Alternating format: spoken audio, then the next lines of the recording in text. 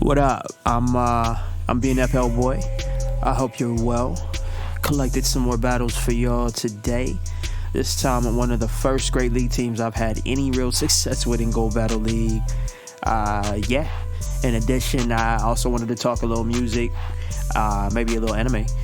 If that sounds good, do me a solid, hit the like button, subscribe if you haven't yet, and yeah, let's get into it.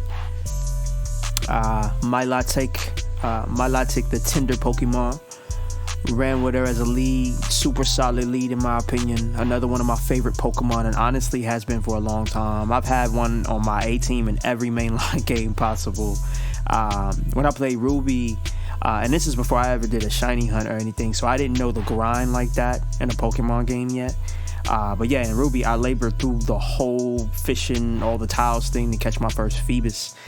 And I think every Milotic I've had since has been a direct descendant of that OG Phoebus.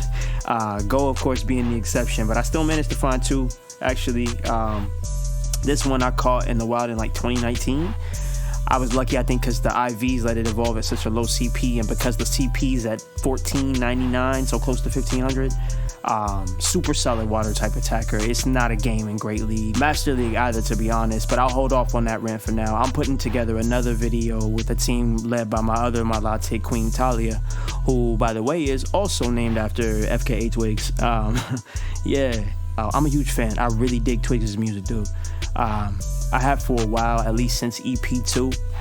If you're unfamiliar, FKA Twigs makes this sort of electronic trip hop tinged pop music that sounds like if Bjork and Aaliyah had a music baby.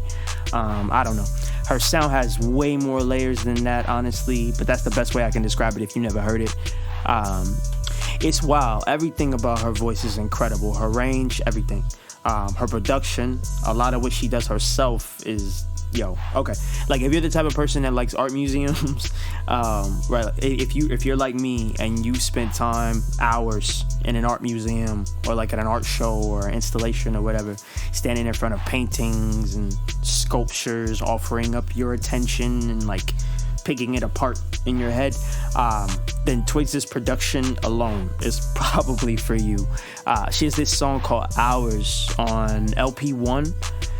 Even if you're a fan and you've never listened to that track in good headphones, I'd argue you've never listened to that song for real. It's event after event coming from every direction, and it makes sense. Like, if you go look up the production credits for just that track, Hours, I think I think Clams Casino worked on it. Emil Hain, the producer from some of Cuddy's craziest beats, among a lot of other things, he worked on it. Dev Hines, Blood Orange himself, the Lightspeed champion himself worked on it. And Arca. If you don't know who Arca is, listen. Okay, I think I got into Arca when I looked up the production credits for EP2 by Twigs. And I think that EP was pretty much produced by the two of them, Twigs and Arca. I ended up down a rabbit hole, dude. Arca is this Venezuelan artist who also makes a far trippier array of music than I think I can put into words for real. I went to listen to the tape with the 5 and symbols and by her, they, them. I think they're non-binary. They also identify as non-binary. But yeah, I went to listen to that tape right after EP2, and it broke my brain open. I don't think I had ever heard beats like that, or even an electronic approach to making beats like that before Arca. Everything is this sonic field of broken off-kilter objects, and then out of nowhere these crazy industrial hits beat you over the face with all kinds of rhythms and pockets. It's insane, man. And what makes it even crazier and honestly cooler for me is that if you go back and you listen to the stuff Twigs and Arca were working on together around that time, like Stretch 1 and 2, and then the and tape by Arca, and then I think like EP2 and LP1 by Twigs, I feel like they were being worked on around the same time period. I know Arca worked a little bit on LP1 as well, but I feel like you can hear Arca's imprint on that era of Twigs' sound in a way. And it kind of feels like a cameo in your favorite movie by an actor you really like, it's honestly rad. The same thing happens a little bit on Yeezus. I found out shortly after getting into Arca that they have production credits on that record too, and I feel like if you listen to certain tracks on Yeezus, like I think Hold My Liquor and Blood on the Leaves specifically, you can also hear a little bit of Arca sound peek its head out here and there. It's really cool. Both of them are also massive now. Twigs is probably the most interesting name in the pop world, in my opinion, and Arca somehow is now making the trippiest AI synthesized reggaeton I've ever heard. It's cool though. Me and my partner and my wife, we really dig Arca's reggaeton records. She's actually a DJ, and that's one of her lanes, the Latin dance and the reggaeton space. But we're also both weirdos. Like, we both love Bjork and Radiohead and like Milo and like old James Blake, and yeah, so both Twigs and Arca's music fit right in, and they are always in rotation. But definitely do yourself a favor, take some time with both of their music, a record by either one of them. I'll leave some recommendations in the description. Also, if anyone out there knows where I can cop one of those white Twigs tees from like 2015 with her face floating in the negative space, hit me. The one I had disappeared into the ether, and I still have no idea what happened to it, but it no longer exists in my life, and I need that. So yeah, let me know.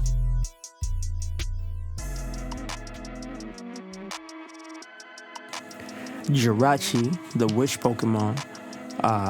Jirachi was one of those mythicals I always wanted to catch, but never did manage to, at least legitimately. Shout out Action Replay. But yeah, for one reason or another, I couldn't catch it in any game, man. Not until we got the Research and Go a while back. But yeah, I've tried Boji in a few Great League teams, and even if the team don't perform, he always does. I want to open up his third move soon, which I might use the new shiny research to capitalize on. I'm very excited for that, by the way. But honestly, he does pretty well most of the time with just Confusion and Doom Desire, and he also tanks hits surprisingly well, which is always nice because it saves on shields during matches. I guess I always had this mental association with the Pokemon's physical size, their physical stature, and how well their defense is gonna hold up, but there really isn't one. PvP in Go Battle League has definitely taught me that, if nothing else. I think like Boji as a Jirachi takes hits real well, especially with the type advantage, and it's tiny, but it's quite literally a steel tank, which if you compare that to Hoopa, don't get me wrong, Hoopa's a rad Pokemon, definitely one of the coolest looking, the Unbound form specifically. It also happens to be one of the largest Pokemon period in the world of Pokemon, and it's complete glass. Hoopa goes down after being tapped twice by anything, which is honestly disappointing. Especially as a Hoopa fan, I really wanted it to be stronger. Hopefully it gets a move or something at some point, I don't know. But yeah, it's interesting seeing that size does not equal defense thing in real time across a lot of different Pokemon. Let me know in the comments what your favorite little giants to use in Go Battle League have been, if you have one on your team, or even if you have any extra small ones, you can include those too. I want to hear about them. But yeah, that's why I named my Jirachi Boji after the little giant from Ranking of Kings, if you haven't seen or heard of it before. In Ranking of Kings, Boji is the protagonist. He's deaf mute. He's a prince. He's this super small kid. They animate him like a toddler almost, but he's actually like 14 or 15 years old if you're paying attention to the story. But yeah, Boji is this tiny child who's capable of besting grown men 2 or 3 times his size, even larger than that the further you go into the series in combat. But it snuck up on me with how good it is, honestly. It's anime, but it's super stylized, so it almost looks similar to older American cartoons at certain points.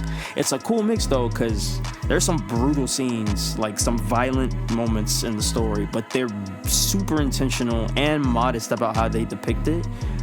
Plus the writing goes to places that make you question if you're watching like Game of Thrones or something similar to that.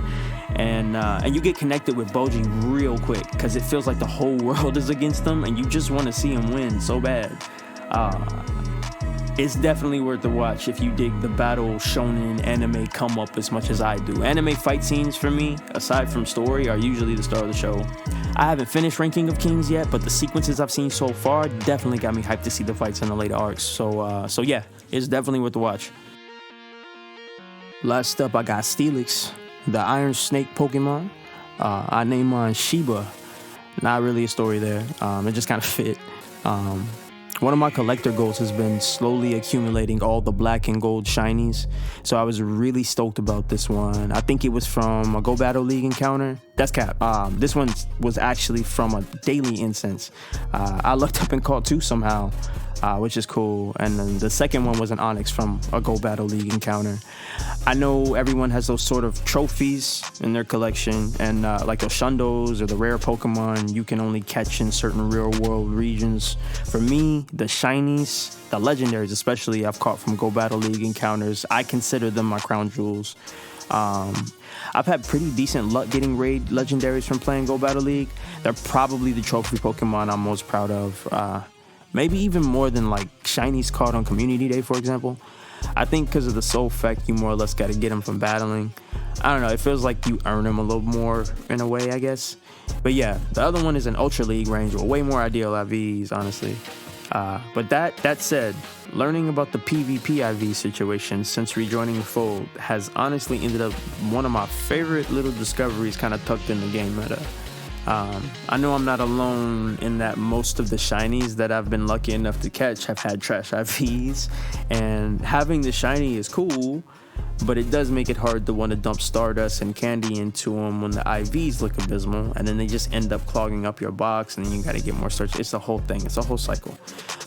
So yeah, the PvP IV thing honestly made me feel like my options opened up a little bit. I know a lot of people may already know, but for the uninitiated, the best IVs possible for Pokemon 15, 15, 15 aren't always best for Great and Ultra League. Basically, the limited CP leagues, it doesn't really count in Master League because there's no CP cap. I said some numbers and the word league a bunch of times, but basically what this means is, okay, like in a case with Shiba here, if I boosted all the way to Master League CP, like over 2,500, she'd be performing as like a rank 3894 Steelix at like 83%, which is really low. Since I only boosted her to Great League CP though, at 1499, her 0-10-2 IV set performs at like 97%, with a much higher rank of 87. So yeah, moral of the story, Poke Genie before you transfer.